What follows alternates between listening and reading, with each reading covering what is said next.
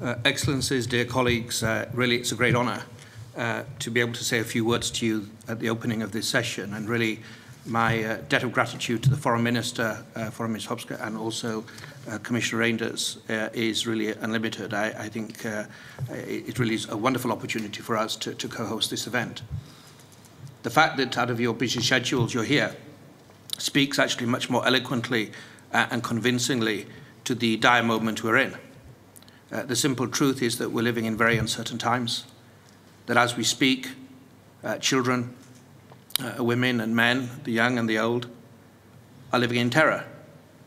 They're suffering in Ukraine and in so many different parts of the world, grieving about what they lost yesterday, holding their breath about what they could lose today and what tomorrow can bring. At a time like this, the law cannot be a spectator. The law cannot recline in comfort in The Hague or anywhere else for that matter, when it's meant to protect and uphold certain principles that are essential for humanity. This is what we're trying to do. This is why you are all here. And everybody has a part to play. Yesterday there was an event that the Foreign Minister and myself attended, members of our office, with civil society. Civil society is represented here today. States are represented here. We have a message in a moment from the High Commissioner for Human Rights. We have the SRSG under Secretary-General Pramila Patten. We have other USGs for genocide and children in armed conflict that are speaking and making statements.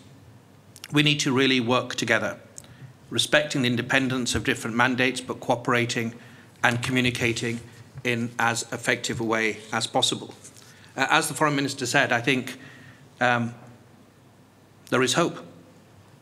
There is hope because whilst we see the devastation of the pictures that were on our screens a moment ago, not just the physical loss, but really the devastations of people's hopes and their futures, we have brought into very stark relief, you have brought into very stark relief, that we need to have a reawakening. This is a moment to have a growth spurt of international law. For far too long, one of the maladies that have afflicted us is viewing the law as something that can be taken when we want it and ignore it when it's inconvenient. This moment of clinging to the law and applying the law in a practical way as an anchor for stability and security is one that is the requirement of the hour. So action is happening. For the first time in the life of the ICC, 43 states, a third of all state parties, referred the Ukraine situation to my office. The day after the investigation was commenced on the 2nd of March, I deployed a team to the region.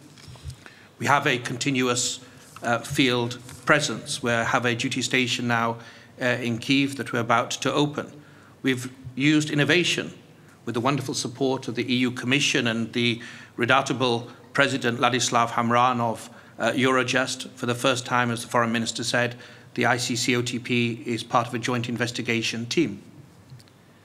Innovation, that the French deployed a forensics team, a new partnership with the Dutch that I do hope can be a blueprint, are being used. Today we're announcing guidebooks that we have co-written with Eurojust for NGOs, for civil society, and also another one for national authorities to try to make sure that we don't over-document, to try to make sure the evidence that is collected can actually have a purpose, not to gather dust on shelves for historical interest, but actually to uphold the rights of individuals and their right to be protected from genocide, crimes against humanity, and war crimes. For me, this conference represents a need. It addresses a need of coordination, of coherence, as the Foreign Minister said, the need of an overarching strategy. We need to learn the lessons of the past. When I made this announcement, when I made the declaration on the 25th of February, I was in Cox's Bazar. And we saw there the cost of over-documentation. We've seen in Iraq and Syria the need of the Murad Code. We need to realize this is not about fiefdoms. It's not about different entities struggling and competing and rubbing against each other. It really is about a need to make sure the law can fulfill its purpose across the needs of Ukraine and to use it as an important platform for many other situations. Because really, for goodness sake, if at this moment we don't realise the law has a role to play, yes, of course, not in isolation, together with other measures we see in different parts of the world, we saw in the Balkans, we see in many other situations the need for diplomatic focus, political action, economic actions. But the law cannot be idle and it cannot be disregarded or relegated to a secondary position.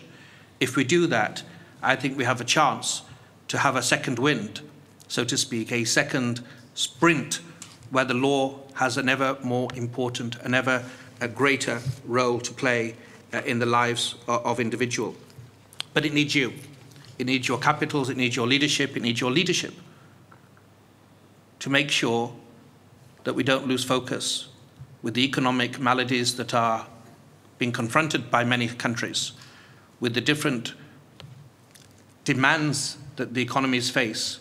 We need to make sure in Ukraine and in many other situations, the lives of those that look up to you, that count upon us, are vindicated by concrete action. And if we do that, I think the purpose of today will be time very well spent indeed. Thank you.